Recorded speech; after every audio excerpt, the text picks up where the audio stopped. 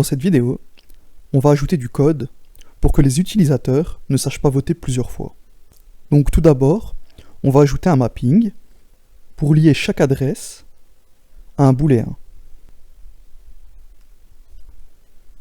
Donc j'ai nommé ce mapping voters. Donc à chaque fois qu'un utilisateur votera, il sera ajouté dans un mapping et il sera lié à un booléen qui aura comme valeur true, donc vrai. On va se rendre dans la fonction vote et on va ajouter une condition pour que l'utilisateur ne sache pas voter plusieurs fois.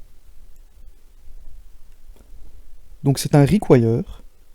Donc on récupère le mapping voters, on met l'adresse de la personne qui appelle la fonction, et donc si la valeur du booléen est différente de true, donc vrai, à ce moment-là, on continue les instructions de la fonction. Sinon, on aura comme message d'erreur, vous ne pouvez plus voter. Une fois que ça c'est fait, on donnera la valeur au booléen vrai. Donc à ce moment-là, l'utilisateur ne pourra plus voter. On va tester, on va compiler et déployer le contrat. On va se connecter par exemple avec l'adresse qui se termine par 35CB2.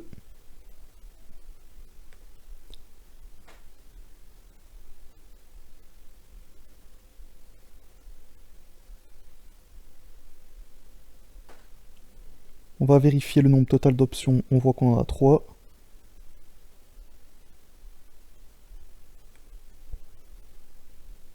On vérifie les options. L'option 0 c'est le vote blanc, l'option 1 c'est oui, et l'option 2 c'est non. Je vais voter par exemple pour l'option 2. Voilà. Et je vois bien que le vote a été comptabilisé.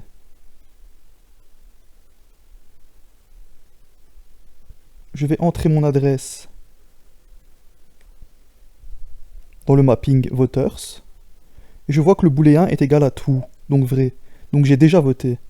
Si je désire voter une deuxième fois, par exemple cette fois je voudrais voter oui, à ce moment-là j'aurai une erreur. Et si l'on regarde de plus près, on voit bien qu'ici on a le message d'erreur, vous ne pouvez plus voter. Donc voilà comment empêcher un utilisateur de voter plusieurs fois. Par contre, bien évidemment, si je me connecte avec un autre compte et que je désire voter, à ce moment-là, il n'y aura pas de problème et on voit que le vote a bien été comptabilisé.